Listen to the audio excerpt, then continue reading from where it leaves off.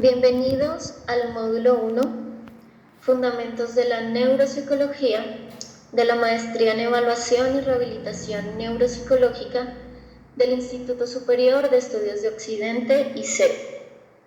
Vamos a comenzar con el bloque 1, Aproximación teórica y concepciones actuales.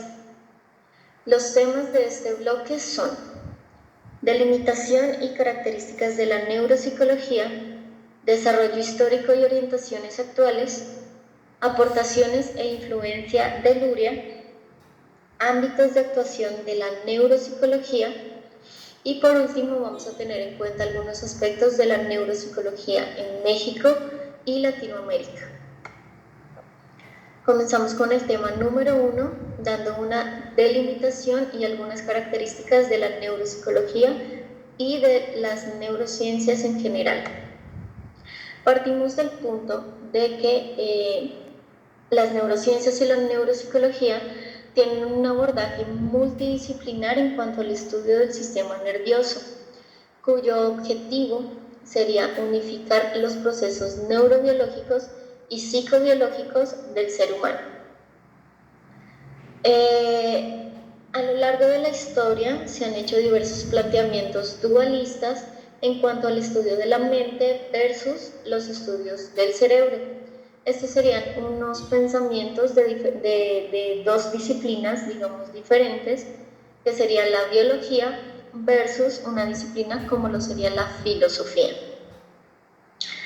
Ya para el siglo XX se da una gran evolución en cuanto al estudio del sistema nervioso y hay un acercamiento definitivo en cuanto a la neuropsicología, ya como una neurociencia específica para estudiar el sistema nervioso.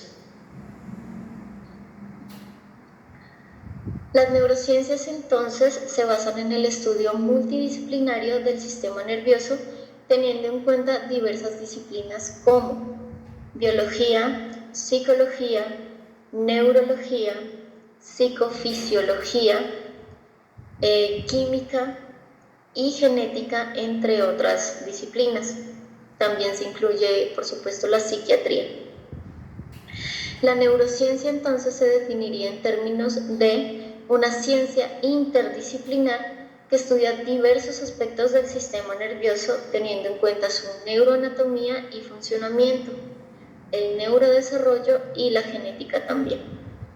El objetivo entonces de la neurociencia sería estudiar, comprender y analizar las funciones cognitivas y su relación estrecha con la conducta humana. Para las neurociencias también fue de mucha importancia comenzar a crear las primeras sociedades de neurociencia. En 1970 en Estados Unidos se creó la SFN, que es la Sociedad para las Neurociencias o Society for Neuroscience por sus siglas en inglés. Posteriormente se creó la ENA, la Asociación Europea de Neurociencias, y la SEN, la Sociedad Española de Neurociencia, formadas todas por profesionales de distintas áreas en cuanto a la neurociencia. Muy bien, la neurociencia se puede subdividir por orientaciones. Estas orientaciones vendrían siendo, como lo tenemos aquí, las no conductuales y las conductuales. Como su nombre lo dice, las orientaciones o las disciplinas de la neurociencia en el aspecto no conductual serían disciplinas que basan sus investigaciones, sus referencias, más por medio de exámenes a nivel médico o a nivel de neuroimagen. También, digamos, en la medición de la actividad cerebral tendríamos una medición a nivel de electroencefalografía, mientras que la orientación conductual de la neurociencia vendría estando la neuropsicología, la psicofisiología, neurociencias, digamos, que vayan más al estudio de la conducta observable del ser humano.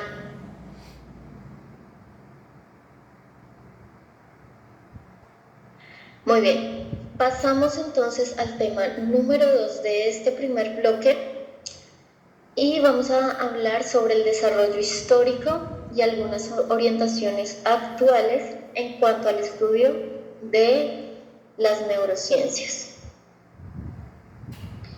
Comenzamos con el desarrollo histórico, teniendo en cuenta el primer periodo, que sería el periodo preclásico, que iría recolectando todos los eventos de investigación en las neurociencias hasta el año 1861. Partimos del punto entonces de que la primera referencia que se tiene en cuanto a daño cerebral se hizo en Egipto en el año 3500 a.C., cuando se comenzó a dar una descripción de pacientes en cuanto a pérdida de lenguaje. Posteriormente tenemos a Hipócrates, que en el año 400 a.C., que es la persona que tenemos aquí en la diapositiva, también realizó algunas descripciones o diagnósticos, si lo podemos decir así, de algunos pacientes con alteraciones o pérdidas del lenguaje, llamándolos áfanos y anaudos.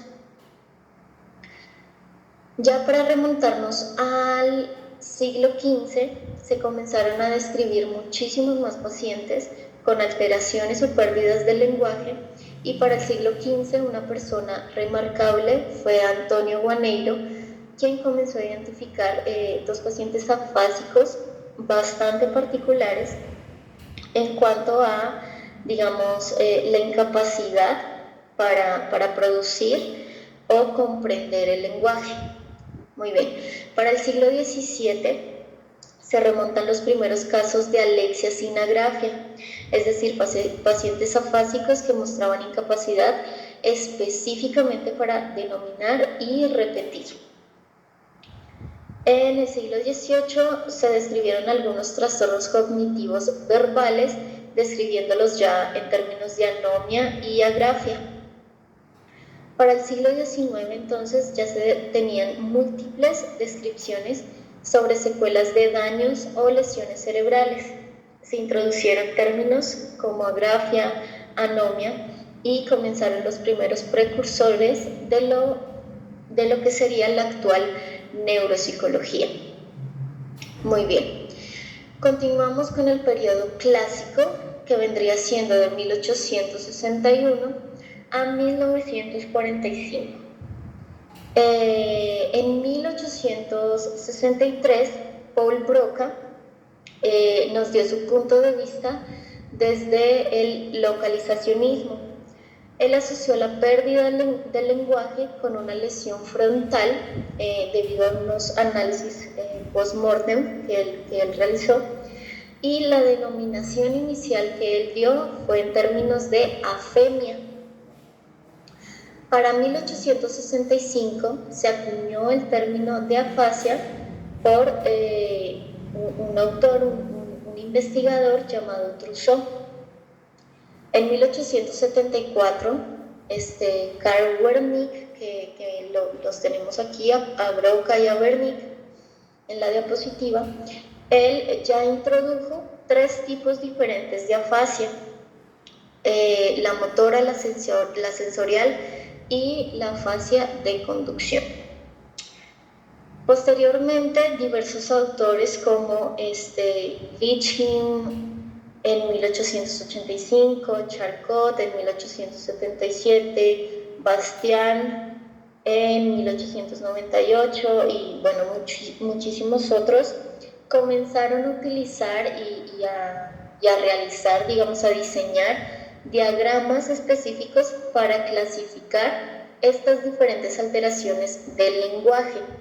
Digamos, estos autores que les mencioné fueron los primeros localizacionistas, los que comenzaron a utilizar diversos diagramas para catalogar o diferenciar los diferentes tipos de afasia. Muy bien, para 1881 se realizó la primera descripción sobre alteraciones perceptuales consecuentes a daños o lesiones cerebrales. El autor que comenzó con estas, digamos, descripciones en cuanto a la percepción fue Hermann Munk. Para 1890 se hizo la descripción de algo que pusieron en términos de ceguera psíquica con el autor Lissauer. Para 1991, Sigmund Freud acuñó el término agnosia en sustitución del anterior que les decía de ceguera psíquica. Ya Freud la determinó como agnosia. Posteriormente se fue extendiendo el término a otras alteraciones perceptivas y no solo del sistema visual, es decir, se comenzó con la descripción de las náuseas, no solo, digamos, a la incapacidad para ver o reconocer objetos, sino también se extendió el término para alteraciones de tipo sensitivo, auditivo, etc.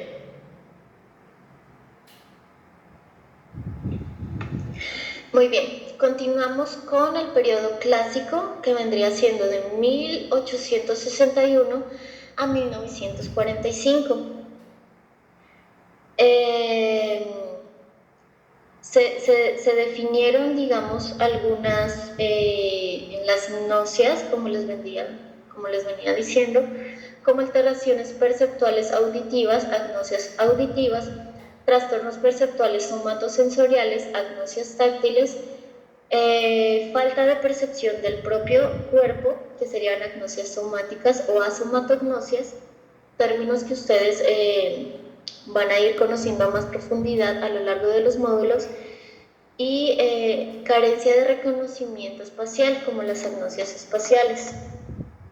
En este periodo clásico vamos a empezar en el año 1864, cuando Huggins Jackson comienza a describir algunas alteraciones cognitivas desde un punto de vista más dinámico y psicológico. Para 1900, Lippmann ya acuña el término apraxia y además la desglosa en 3 tipos de apraxia: melocinética, ideomotora e ideacional. Para 1909, Rieger describió pacientes con daño o lesión cerebral que tenían dificultades específicas para ensamblar objetos. En 1912 y 1917, Kleist y Poppel-Reuter describen los primeros pacientes detectados con lo que vendría siendo apraxia óptica. Para 1926, Henry Head va a realizar una aproximación más clínico-psicológica en cuanto al estudio de las afasias.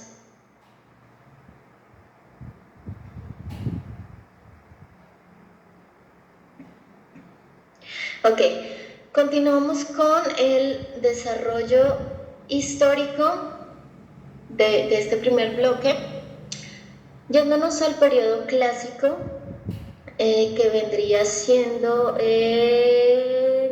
1861 a 1945. Tenemos entonces que hacia 1929 se comienza con el ámbito científico a través de mediciones más estrictas y técnicas a nivel de la observación en la psicología. Es decir, se tuvo más en cuenta las investigaciones a nivel clínico y observacional en las neurociencias. Ya para mediados del siglo XIX se describen la gran mayoría de patologías neuropsicológicas y se da más relevancia a la participación de los 2 hemisferios cerebrales en relación ya a los procesos neuropsicológicos más específicos. Pasamos entonces al periodo moderno, que se remonta desde 1945 hasta los hechos en 1975. Para este periodo moderno fue muy importante la Segunda Guerra Mundial, puesto que hubo un incremento de las alteraciones cognitivas resultantes de diversos tipos de lesiones cerebrales en los soldados que participaron en la guerra. Para 1947, entonces, Luria publica su libro La fascia traumática, que lo pueden ver aquí en la diapositiva, y fue una propuesta original en cuanto a la definición de la organización cerebral del lenguaje y pues de su patología. Este libro lo hizo en una recolección de observación de heridos de guerra durante años. Muy bien, para los años 60, un grupo de profesionistas en Boston, liderado por Norman Geschwind, dirigieron diferentes interpretaciones o investigaciones clínicas y teóricas a nivel de Estados Unidos y de Occidente. Ellos utilizaron más un enfoque conexionista, teniendo en cuenta o definiéndolos en síndromes corticales y en la forma en la que se transmitía la información.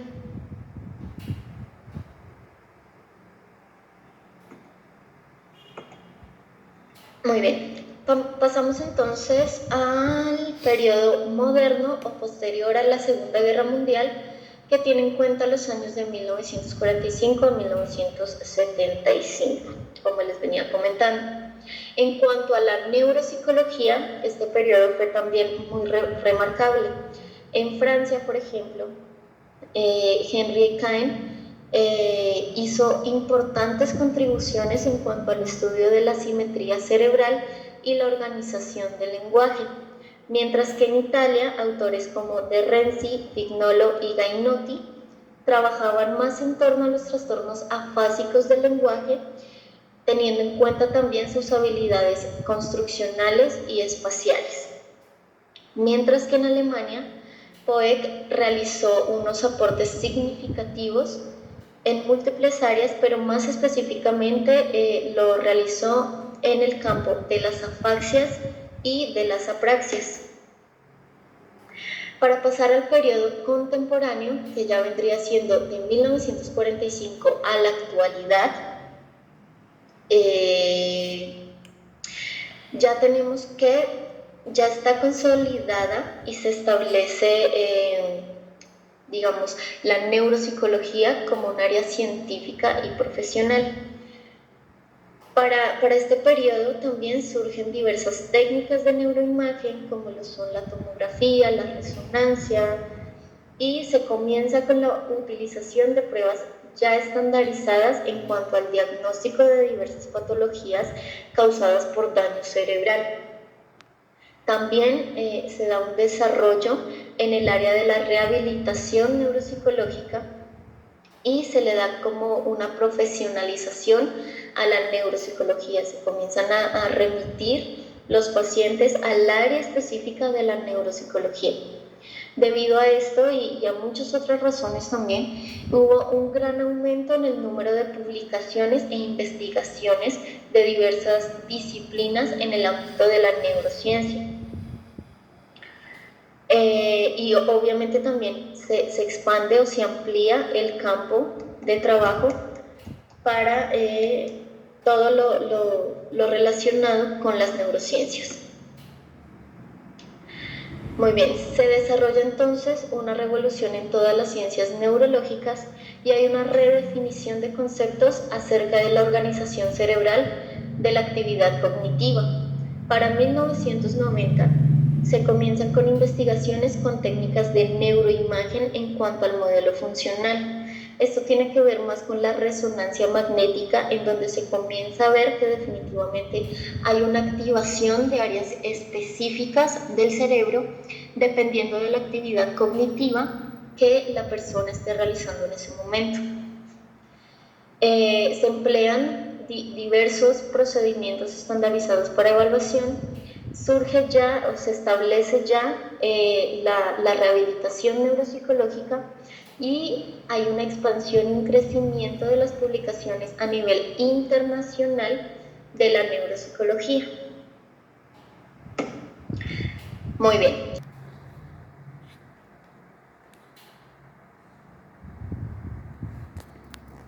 Las aportaciones e influencia de Luria. Muy bien. Luria, como ya sabemos, es la persona que tenemos aquí en las diapositivas. Alexander Luria fue el fundador de la neuropsicología contemporánea. Él introdujo un punto de vista intermedio entre lo que vendría siendo el localizacionismo versus el reduccionismo. Él planteó que los procesos psicológicos representan sistemas funcionales complejos, es decir, él planteaba que una zona del cerebro podría estar implicada en el desarrollo de diferentes funciones cognitivas. Él planteó también una participación simultánea de múltiples áreas corticales, cada una especializada en forma particular de procesar la información. Este procesamiento específico puede participar a su vez en diferentes sistemas funcionales.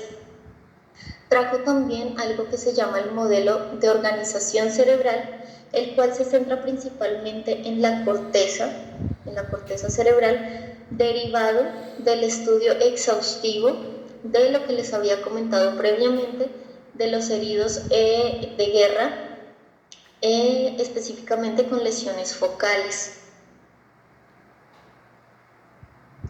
Muy bien, tenemos aquí el modelo de unidades funcionales de Luria. Tenemos las tres unidades funcionales de Luria más representativas. Tenemos este cuadro que nos explica por unidad funcional en cuanto a la neuroanatomía y función. Brevemente, la primera unidad tendría en cuenta entonces los núcleos de la formación reticular, que están más situados a nivel de tronco cerebral y tálamo, y decimos que Luria lo determinó en función de regular el tono y el estado de vigilia, y fundamental para realizar actividad mental organizada, es decir, pensamiento, planeación, estructuración. La segunda unidad, entonces, a nivel de neuroanatomía, la estableció en lóbulos occipitales, parietales y temporales. La función de ellos es obtener, procesar y almacenar la información del mundo exterior. Cada lóbulo consta entonces de áreas primarias receptivas y áreas secundarias codificadoras y áreas terciarias que realizan una integración a nivel multimodal de toda esta información para que se pueda almacenar a nivel ya de memoria. Para la tercera unidad o el tercer bloque principal sería ya todo lo que tiene que ver con lóbulo frontal. La función de este sería entonces la programación, regulación y verificación de la actividad mental y de la conducta. Esta tercera unidad tendría ya una intención y un propósito, una iniciativa y un control atencional. Y también controla las formas más complejas de conducta. Muy bien, continuamos con el último tema de este primer bloque y vamos a platicar un poco sobre diversos ámbitos de actuación en la neuropsicología. Algunas competencias que realizamos nosotros como neuropsicólogos son evaluación, intervención, prevención, investigación, orientación de las relaciones entre conducta y cerebro. El ámbito de actuación de los neuropsicólogos es muy amplio y se relaciona con diferentes contextos, digamos, sanitarios, educativos, sociales o relacionados con la investigación básica o clínica del cerebro. En cuanto a la evaluación neuropsicológica, se definiría entonces como un proceso mediante el cual se hace el uso de test y baterías estandarizadas para la valoración de diversos procesos cognitivos. Los más comunes de evaluar son el cociente intelectual, las funciones ejecutivas y diversos procesos cognitivos como la atención, memoria, lenguaje, aprendizaje. En niños, por ejemplo, se evalúan factores del neurodesarrollo, habilidades escolares y también habilidades perceptivas y motoras. Muy bien, les platicaba que la neuropsicología también se puede ver desde una forma interdisciplinar.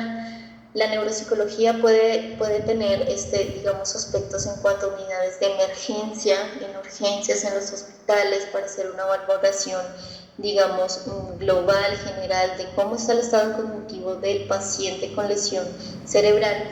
Obviamente en la psicología clínica, neurología, hasta en pacientes que están diagnosticados con VIH, porque como lo verán a través de la maestría, diagnósticos como el VIH puede producir alteraciones cognitivas a largo plazo del curso de la enfermedad. Entonces, en general, la neuropsicología se puede relacionar casi con cualquier disciplina, del área de la salud. Muy bien, ahora sí nos vamos con el último tema de este primer bloque, que sería la neuropsicología en México y Latinoamérica.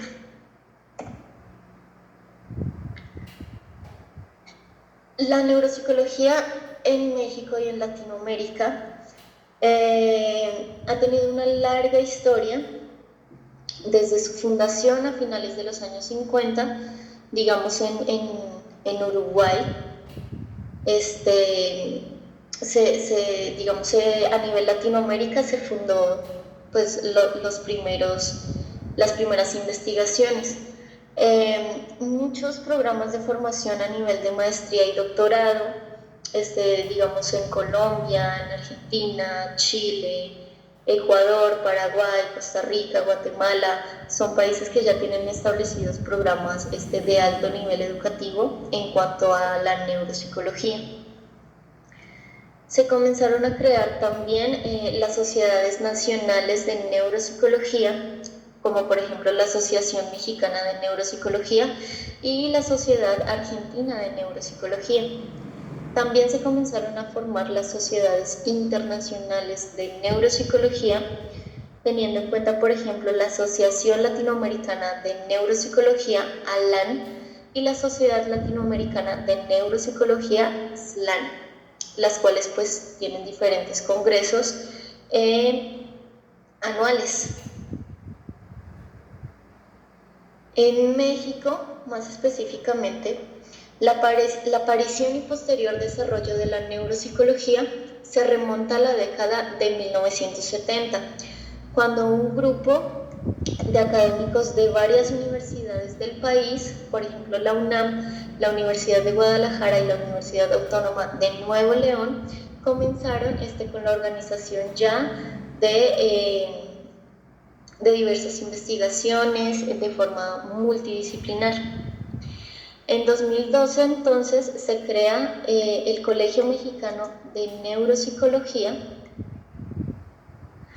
cuyos objetivos se basaron principalmente, uno, en crear un espacio para el intercambio y fomento de conocimientos entre neuropsicólogos, al igual que con otras disciplinas científicas como la psiquiatría, la medicina, la neurología, etc. El segundo objetivo de este colegio, que se creó en 2012, fue enriquecer el nivel y profundidad de la preparación científica de sus miembros.